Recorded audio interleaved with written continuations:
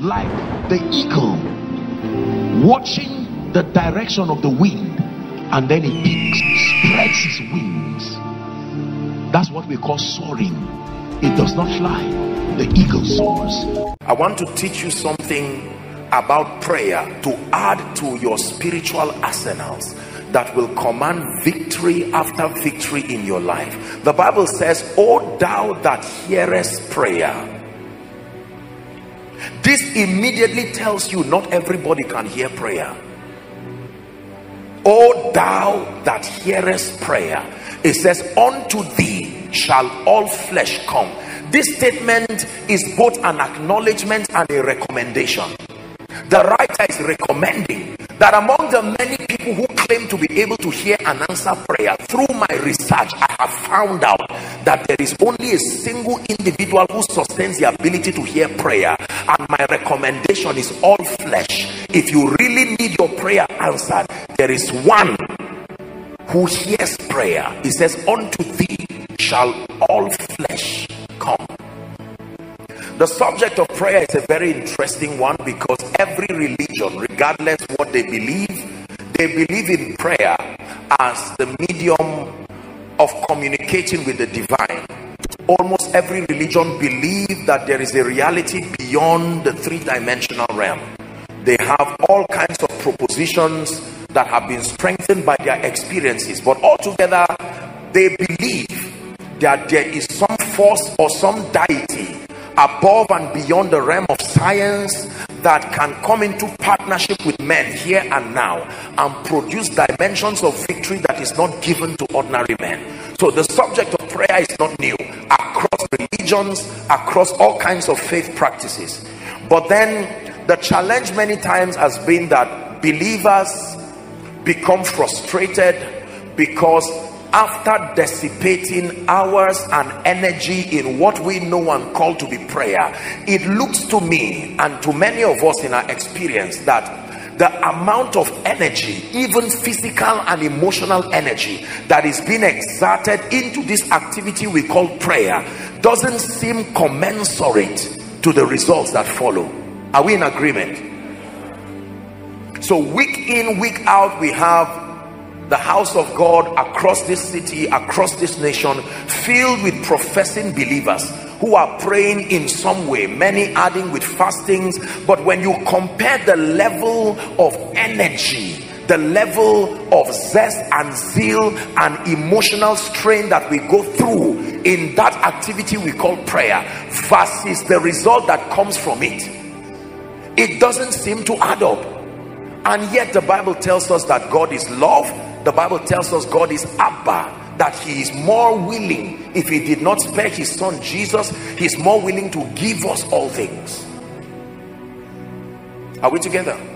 Luke chapter 11. The disciples began to study the life and the ministry of Jesus. Now, until Jesus came, John the prophet, who we call the Baptist, had his disciples. Some of them later became the disciples of Jesus, theologically speaking, and they saw him pray, they saw him do a lot of things, and he worship sessions. And here's what he said. He said, when a spirit leaves a man, Jesus is teaching now, when a spirit leaves a man, that spirit goes through dry regions looking for a place of refuge. Why is that so? There's no time to explain it to you. You see, God, spirit beings have spirit bodies. There is something called the law of territory. You are only at ease in a territory when you are made up of the same material with that territory. Are we together now? That means if you are in heaven, you will never be at peace until you are made with the material of that atmosphere. Are we together now? These disembodied spirits you see, when they left their original estate, you know what that means? Because angels and these spirit beings can translate into different states, not just like men that were here always human. Now, to perform certain assignments, they would have to translate, downgrade themselves to certain levels. They did that in rebellion, and when they tried to return back to their original estate, they were hijacked. So till today, all disembodied spirits are in a state of restlessness because they are not in heaven and they are roaming around the earth. And in the earth here, they are violating a law of territory because they do not have a material body for their spirits to find rest. Are you understanding it now? So constantly disembodied spirits are in a strait, loitering across the length and the breadth of the earth. And the way God created the human body is that there is a possibility of multiple spirits coexisting in the same body. It is not only one spirit that can coexist. One man had a legion. You remember in the Bible? That's to tell you how scarce accommodation is for these demons. That a legion can make do with one body to find rest. So don't play games with your body. That's to tell you, bodies are serious real estate issues in the realm of the spirit. Oh yes.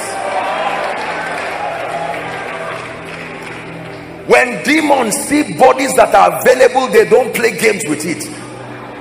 No. A body has now prepared for me.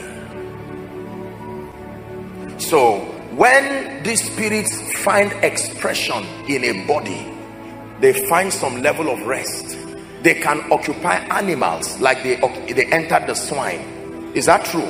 But the most comfortable body is the human body. Why? Because humans are the zenith of God's creation, and their level of complexity can allow the demons to find expression. The presence of will, emotion and intellect can allow them to find expression. They may not have that level of liberty with animals. So there is a constant search for bodies. But here's where I'm going. The Bible says when a demon leaves a human body, it gets back into that state of restlessness. Are we together? It goes around dry regions and not finding a place. Here's what the demons will say. Like the prodigal son, the demon will say, I will arise and go back. And go back to my house.